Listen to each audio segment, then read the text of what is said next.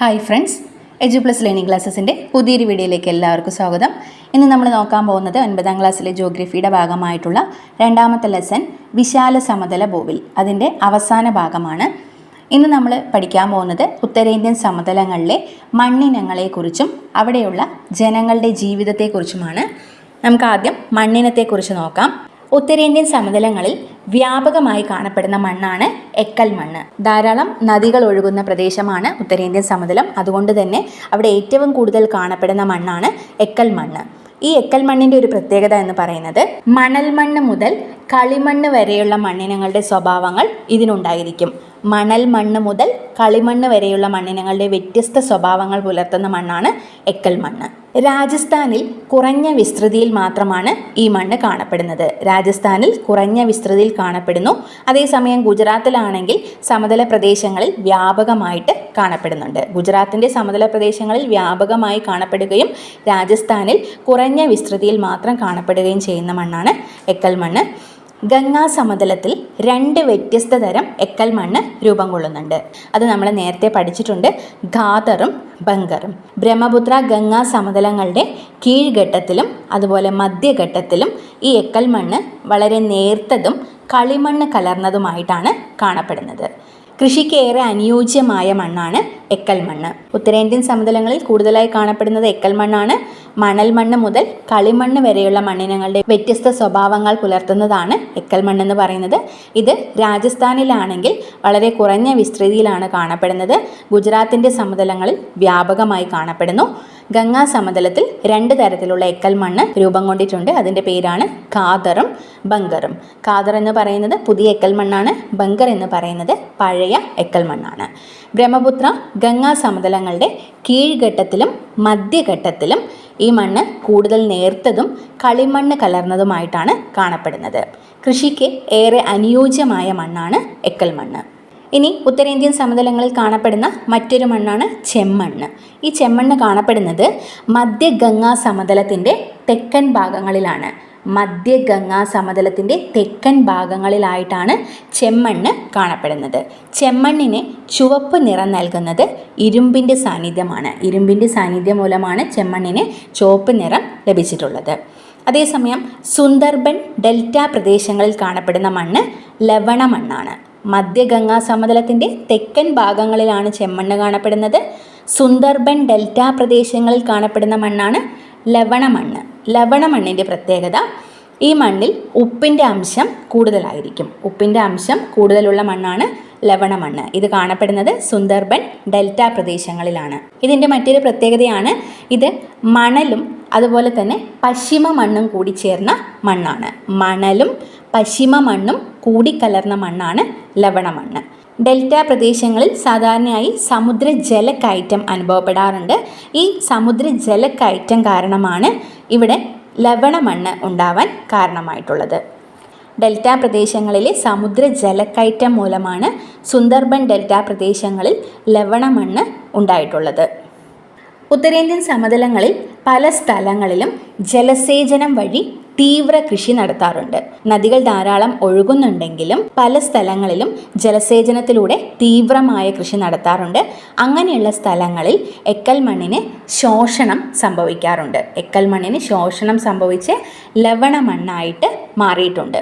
പശ്ചിമ ബംഗാളിൻ്റെ തീരപ്രദേശങ്ങളിൽ കാണപ്പെടുന്ന മണ്ണാണ് പീറ്റ് മണ്ണ്. പീറ്റ് മണ്ണ് പശ്ചിമ ബംഗാളിൻ്റെ തീരപ്രദേശങ്ങളിൽ കാണപ്പെടുന്ന മണ്ണാണ് പീറ്റ് മണ്ണ്. ഉത്തരേന്ത്യൻ സമതലത്തിൻ്റെ പടിഞ്ഞാറൻ രാജസ്ഥാൻ ഉൾപ്പെടുന്ന പ്രദേശങ്ങളിൽ വ്യാപകമായി കാണപ്പെടുന്ന മണ്ണാണ് വരണ്ട മണ്ണ്. വരണ്ട മണ്ണാണ് പടിഞ്ഞാറൻ രാജസ്ഥാൻ ഉൾപ്പെടുന്ന പ്രദേശങ്ങളിൽ വ്യാപകമായി കാണപ്പെടുന്നത്. ഇത് ഘടനാപരമായി മണൽ രൂപത്തിലായിരിക്കും ഉണ്ടായിരിക്കുക. വരണ്ട മണ്ണ് ഘടനാപരമായി മണൽ രൂപമുള്ളതാണ്. അതുപോലെ ഇതിൻ്റെ സ്വഭാവം എന്ന് പറയുന്നത് ലവണത്വ സ്വഭാവമാണ്. ലവണത്വ സ്വഭാവവും മണൽ രൂപവുമുള്ളതാണ് വരണ്ട മണ്ണ്. ഈ മണ്ണിൽ ജൈവാംശവും ജലാംശവും വളരെ കുറവായിരിക്കും. ജൈവാംശവും കുറവാണ്, ജലാംശവും കുറവായിരിക്കും. അതുകൊണ്ട് തന്നെ സസ്യവളർച്ചയ്ക്ക് ജലസേചനം അനിവാര്യമായ മണ്ണാണ് വരണ്ട മണ്ണ്. അപ്പോൾ ഉത്തരേന്ത്യൻ സമതലത്തിൽ കാണപ്പെടുന്ന മണ്ണിനങ്ങളാണ് നമ്മളിവിടെ നോക്കിയത്. ആദ്യം പറഞ്ഞു കൂടുതലായി കാണപ്പെടുന്നത് എക്കൽ മണ്ണാണ്. കൃഷിക്കേറെ അനുയോജ്യമായ മണ്ണാണ്. മധ്യഗംഗാ സമതലത്തിൻ്റെ തെക്കൻ ഭാഗങ്ങളിലായി കാണപ്പെടുന്നത് ചെമ്മണ്ണാണ്. ഇരുമ്പിൻ്റെ സാന്നിധ്യമാണ് ഈ മണ്ണിന് ചുവപ്പ് നിറം നൽകുന്നത്. സുന്ദർബൻ ഡെൽറ്റ പ്രദേശങ്ങളിൽ കാണപ്പെടുന്ന മണ്ണാണ് ലവണമണ്ണ്. ഇതിൽ ഉപ്പിൻ്റെ അംശം കൂടുതലായിരിക്കും. ഇതിന് കാരണം സമുദ്രജല കയറ്റമാണ്. ഡെൽറ്റ പ്രദേശങ്ങളിൽ അനുഭവപ്പെടുന്ന സമുദ്രജല കയറ്റം മൂലമാണ് അവിടെ ലവണമണ്ണ് രൂപം കൊണ്ടിട്ടുള്ളത്. ഉത്തരേന്ത്യൻ സമതലങ്ങളിലെ പല സ്ഥലങ്ങളിലും ജലസേചനത്തിലൂടെ തീവ്ര കൃഷി നടത്തിയ സ്ഥലങ്ങളിൽ എക്കൽ മണ്ണിന് ശോഷണം സംഭവിച്ച് ലവണമണ്ണായിട്ട് മാറിയിട്ടുണ്ട്.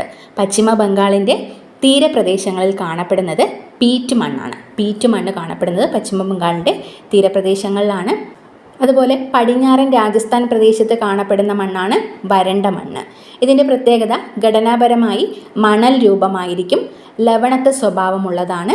ജൈവാംശവും ജലാംശവും വളരെ കുറഞ്ഞ മണ്ണാണ് വരണ്ട മണ്ണ്. അതുകൊണ്ട് തന്നെ സസ്യവളർച്ചയ്ക്ക് ജലസേചനം അത്യാവശ്യമായിട്ടുള്ള മണ്ണാണ് വരണ്ട മണ്ണ്. ഇന്ത്യയിലെ മണ്ണിനങ്ങളുടെ മാപ്പാണ് ഇവിടെ കൊടുത്തിരിക്കുന്നത്. ഇനി നമുക്ക് പഠിക്കാനുള്ളത് ജനജീവിതത്തെക്കുറിച്ചാണ്. ഉത്തരേന്ത്യൻ സമതലത്തിലെ ജനങ്ങളുടെ ജീവിതത്തിനെക്കുറിച്ചാണ് ഇനി പഠിക്കാനുള്ളത്. ഉത്തര മഹാസമതലത്തിൻ്റെ സവിശേഷതകളാണ് ഫലഭൂയിഷ്ഠമായ എക്കൽ മണ്ണ്, നിരപ്പാർന്ന ഭൂപ്രകൃതി, എപ്പോഴും നീരൊഴുക്കുള്ള നദികൾ, അനുയോജ്യമായ കാലാവസ്ഥ. ഉത്തര മഹാസമതലത്തിൻ്റെ സവിശേഷതകളാണ് ഫലഭൂയിഷ്ഠമായ എക്കൽ മണ്ണ്, നിരപ്പാർന്ന ഭൂപ്രകൃതി, എപ്പോഴും നീരൊഴുക്കുള്ള നദികൾ, അനുയോജ്യമായ കാലാവസ്ഥ.